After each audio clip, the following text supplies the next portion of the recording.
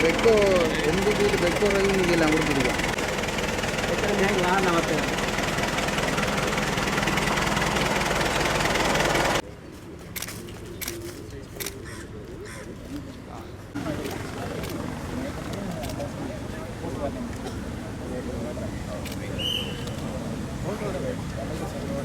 ನಮಸ್ತೆ வரை இருந்திருக்கும் அமைச்சின் செயலாளர்களே மற்றும் ஆண்டிய நிறுவனத்தின் உத்தியோகத்தர்கள் மற்றும் மட்டக்களப்பு மாநகர சபையின் முதல்வர் கௌரவ முதல்வர் மற்றும் கௌரவ உறுப்பினர்கள் உட்பட வருகிறவர்களுக்கும் அனைவருக்கும் இந்த காலநேர வணக்கத்தை தெரிவித்துள்ளேன். Good morning. 2013 காலப்பகுதி 19 காலப்பகுதியிலே ஆரம்பிக்கப்பட்ட இந்த ஐரோட் வேலை திட்டம் இடைநடுவே கைவிடப்பட்டிருந்தது. தெரியும், இந்த நாட்டின் இடம்பெற்றிருந்த பொருளாதார நெருக்கடி நிலைமையிலே வீதிகள் செயற்படுத்த முடியாத நிலையில் அனைத்தையும் கைவிடப்பட்டுள்ளது. தெரியும், தேசிய மக்கள் சக்தி அரசாங்கம் இந்த நாட்டை வங்குரோட்டு நிலையில் இந்த நாட்டை மீண்டும் பொறுப்பேற்றதன் பின்பர் பலவிதமாக ஒரு கருத்தாடப்பட்டிருந்தது. கைவிடப்பட்ட திட்டங்களை இந்த அரசாங்கம் கொண்டு போய் செயற்படுத்துமா, இந்த வீதிகளை அமைக்குமா என்ற பலவிதமான சந்தேகங்களோடு பல பேர் பேசியிருந்ததை மக்களிடையே கருத்துகள் பரிமாறப்பட்டிருந்ததை நாங்கள் அறியக்கூடியதாக இருந்தது. இருந்தாலும் எங்களது கௌரவ அமைச்சர் விமல் பட்நாயக் அவர்கள் தனது வீதி அபிவிருத்தி மற்றும் அமைச்சினை அதனோடு தொடரப்பட்ட அமைச்சினை பொறுப்பேற்றதன் பின்னர் ஆசிய அபிவிருத்தி வங்கியுடனான கலந்துரையாடல்களை மேற்கொண்டிருந்தார். மீண்டும் கைவிடப்பட்ட இந்த வீதி அபிவிருத்தி செயற்பாடுகளை மீண்டும் உருவாக்கிக் கொள்ள வேண்டும், அதற்கான நிதிகளை வழங்குமாறு கோரியிருந்தார். அந்த கோரிக்கையின் அடிப்படையிலே பல சுற்று பேச்சுவார்த்தைகள் பின்னர் மீண்டும் இந்த வீதிகளை செயற்படுத்துவதற்கான நிதிகளை அவர்கள் வழங்கியிருந்தார். அந்த அடிப்படையிலே ஒப்பந்தங்கள் கைச்சாலிடப்பட்டு வீதிகள் கட்டங்கட்டமாக அதனை செயற்படுத்துவதற்கான விதிகளும் விடுவிக்கப்பட்டிருக்கிறது. அந்த அடிப்படையில் முதல் கட்டமாக இன்றைய தினம் மட்டக்களப்பு மாவட்டத்திலே அமைச்சின் செயலாளர் அவர்கள் வருகை தந்து இந்த வீதிகளை ஆரம்பிப்பதற்கான செயற்பாடுகளை ஈடுபட்டிருக்கிறார். முதலிலே அமைச்சர் அவர்களுக்கும் அமைச்சின் செயலாளர் உட்பட உத்தியோகர்களுக்கும் நல்ல நன்றியை தெரிவித்துக் கொள்கின்றோம். மட்டக்களப்பு மாவட்டத்திலே இப்படிப்பட்ட பல வீதிகள், கிட்டத்தட்ட 48 வீதிகள் இடைநிலையே கைவிடப்பட்டிருந்தது. அதனை இன்று நாங்கள் முதல் கட்டமாக 4 வீதிகளுக்கான ஆரம்ப நிலையத்தை செயல்படுத்துகின்றோம். இன்னும் குறுகிய காலத்துக்குள்ளே அந்த 48 வீதிகளுக்குமாக மொத்தமாக 2534 மில்லியன் ரூபாய்களை விடுவித்து அந்த வீதிகளை ஆரம்பித்து அதனை மக்களுக்கு கொண்டு போய் சேர்ப்பதற்கான செயற்பாடுகளை நாங்கள் முன்னெடுத்துக் கொண்டிருக்கிறோம். செயலாளர் குறிப்பிட்டதை போன்று மிக குறுகிய காலத்தில் கிட்டத்தட்ட 3 மாத கால பகுதிகளிலே ஒட்டுமொத்தமான வீதிகளையும் நாங்கள் செயல்படுத்த தயாராக இருக்கின்றோம். இந்த வீதி உங்களுக்கு தெரியும், மட்டக்களப்பு மாவட்டத்திலே இந்த மாவட்டத்தை அடையாளப்படுத்துகின்ற கல்லணை பாலத்துக்கு அருகாமையில் இருக்கின்ற மிக முக்கியமான ஒரு வீதியாக இருக்கின்றது. இந்த வீதியில அரச திணைக்களங்கள் இருக்கின்றன, பாடசாலைகள் இருக்கின்றது. அதே போன்று ஹோட்டல் துறையில் இருக்கின்ற முதலீட்டாளர்கள் பயன்படுத்துகின்ற ஒரு வீதியாகவும் இருக்கின்றது. அதனை தமிழ்நாட்டு ஒரு அடையாளமாக இருக்கின்ற ஈஸ்ட்ல ஹோட்டல் இந்த வீதியிலிருந்து ஆகவே இந்த வீதியை சிறப்பு பண்ணுவதற்காக இந்த வீதியை பயன்படுத்துகின்ற மக்கள், அரசு உத்தியோகத்தர்கள், அந்த ஹோட்டலை வருகை தருகின்றவர்களுக்கு மிகவும் பயனுள்ளதாக இந்த வீதி அமைந்திருக்கும். அதே நேரம் அண்மித்த வெள்ளை காலப்பகுதியிலே பாவியை பெருக்கெடுக்கும் போது இந்த வீதி பாவியை அண்மித்ததாக இருக்கின்ற வீதி என்ற பகுதியினால் இது கூடுதலான பாதிப்புக்கு வெள்ள பாதிப்புக்கு உள்ளாகின்றது. இதனை அனைத்தையும் கருத்தில் கொண்டு முதற்கட்ட வீதி அமைப்பிலே இதனை சேர்த்துக் கொள்ளுமாறு கோரிக்கை முன்வைக்கின்றோம். அந்த அடிப்படையிலே இன்று நாங்கள் அதற்கான ஆதரவை ஏற்படுத்துகிறோம். கிட்டத்தட்ட 141 மில்லியன் ரூபாய் செலவிட்டிலே இந்த வீதி அமைக்க காத்திருக்கின்றது. ஆகவே இனி வரும் வெள்ள காலத்து கூட இந்த பிரதேச மக்கள் பாதிப்புக்குள்ளாத வகையில் இந்த வீதிகளை நாங்கள் அமைத்து காத்திருக்கின்றோம். விசேடமாக காப்பீட்டு வீதியாக நாங்கள் அமைத்திருக்கின்றோம். இதிலே இடைநிலை கல்வெட்டுகள் போன்ற விடயங்களும் சேர்க்கப்பட்டிருக்கின்றது. அதனாலே வெள்ளப்பெருக்கை போது பாதிப்படையாத இடத்தில் இந்த வீதி அமைந்திருக்கு. ஆகவே தேசிய மக்கள் சக்தி அரசாங்கம் முதற்கட்டமாக இந்த நாட்டை பொறுப்பேற்றும் பின்னர் இந்த நாட்டிலே கைவிடப்பட்ட பல வேலை திட்டங்களை நாங்கள் முன்னெடுத்துக் கொண்டிருக்கின்றோம். விசேடமாக தொழிற்சாலைகள் கூட இன்று மீளுருப்பாக்கம் செய்து அந்த தொழிற்சாலைகளை நாங்கள் பயன்பாட்டுக்கு படுத்திக் கொண்டிருக்கிறோம். அண்மையிலே யாழ்ப்பாணத்தில் பிரதேசத்திலே கைவிடப்பட்ட தொழிற்சாலைகள் கூட நாங்கள் உருவாக்கியிருந்தோம். அதே போல் மட்டக்களப்பு மாவட்டத்திலும் பேப்பர் தொழிற்சாலை காகித ஆலை வாழைச்சேனை காகித ஆலை கூட நாங்கள் மீளுருவாக்கம் செய்து அதில் தொழில் வாய்ப்புகளை நாங்கள் ஏற்படுத்திக் கொண்டு அந்த தொழிற்சாலையை இயக்க பார்த்துக் வந்து இன்று அது லாபம் பெற்றுகின்ற ஒரு தொழிற்சாலையை நாங்கள் மாற்றிருக்கிறோம்.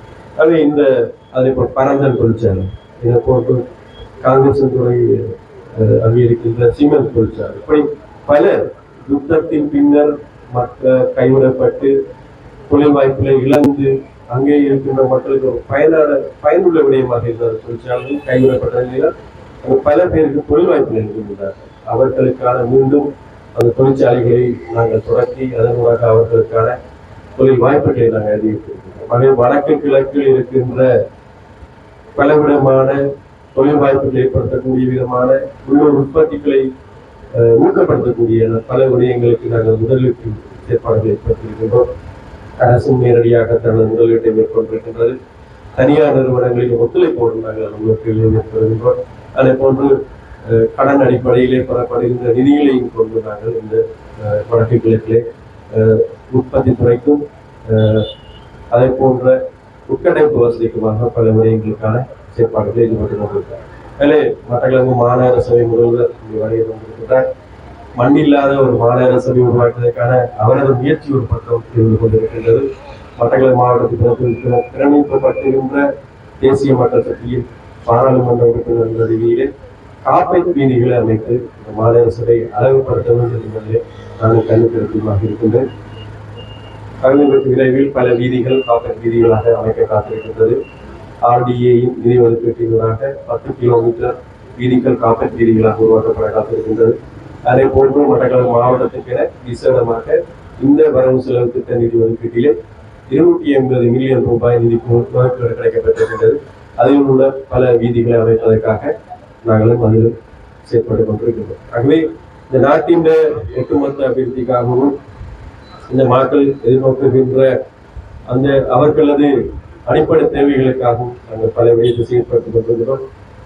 அண்மையிலே இடம்பெற்ற அந்த டிக்வா சூறாவளியிலே பாதிக்கப்பட்ட மக்களுக்காக நிதிகளை வழங்கியிருக்கின்றோம். அவர்களை வீடு கட்டுமானத்துக்கான நிதிகளை வழங்கியிருக்கின்றோம்.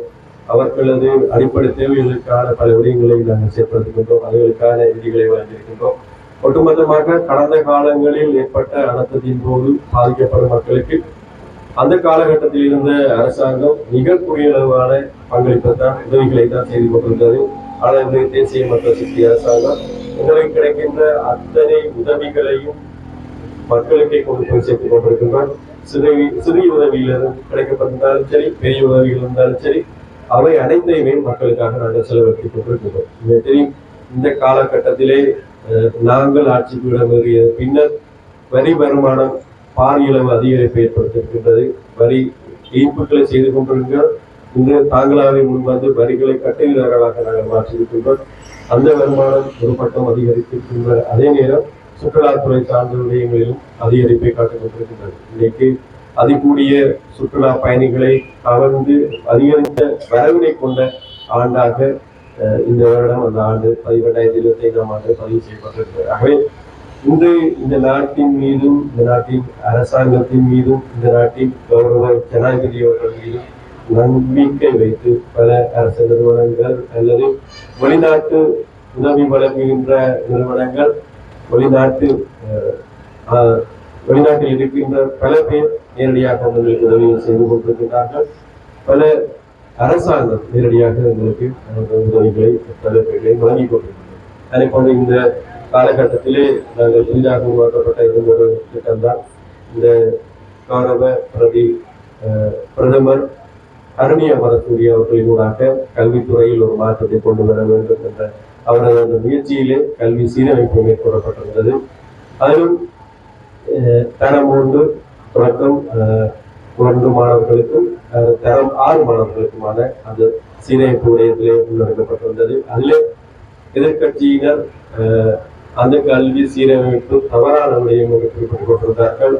அதிலே ஒரு குறிப்பிட்ட ஒரு பகுதியிலே தவறான பதிப்பகத்தை வைத்துக்கொண்டு அந்த ஒட்டுமொத்தமான கல்வி சீரமைப்பை மாற்ற வேண்டும் என்று சீரமைப்பை நிறுத்துவதற்கான பல முயற்சிகளை செய்திருந்தார்கள். அதற்கு எதிரான பல போராட்டங்களை முன்னெடுத்திருந்தார்கள். ஒரு சிலர் உண்ணாவிரதத்தில் கூட இருந்தார்கள்.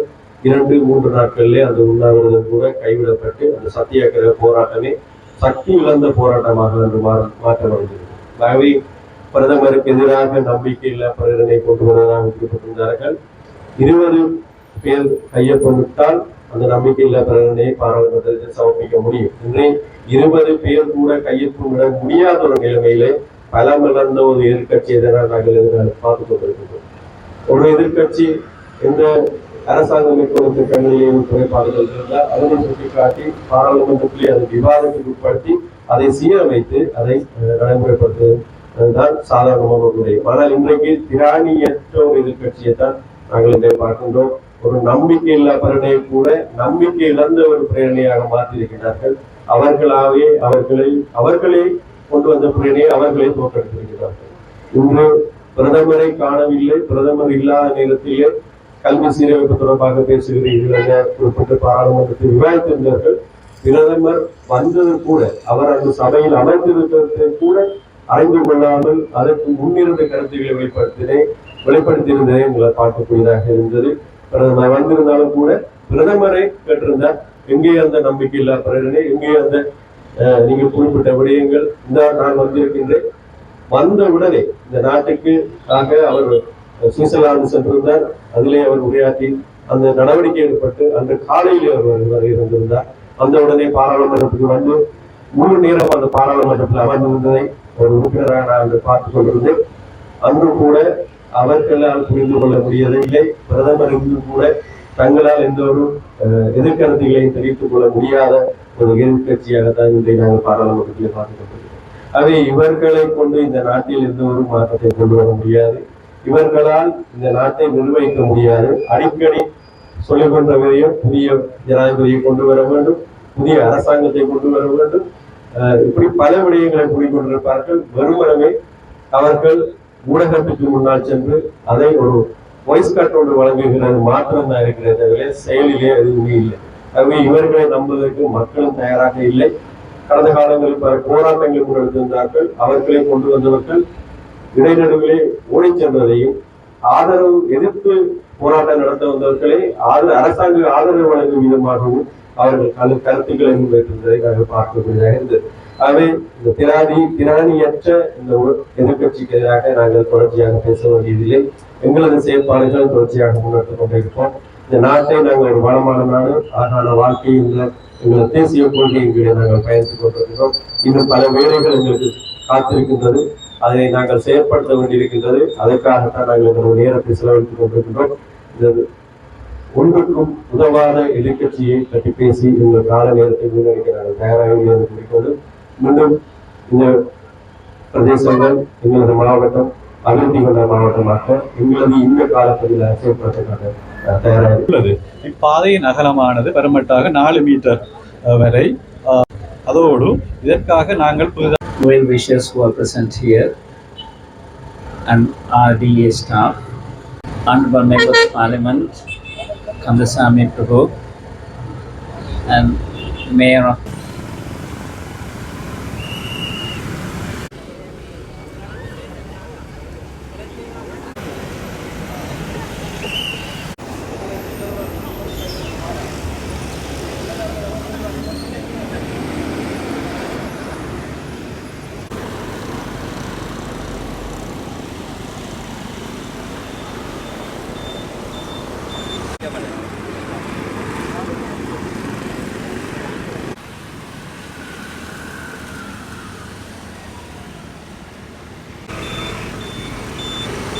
மேலதிக செய்திகளுக்காக எமது யூடியூப் தளத்தை சப்ஸ்கிரைப் செய்யுங்கள்.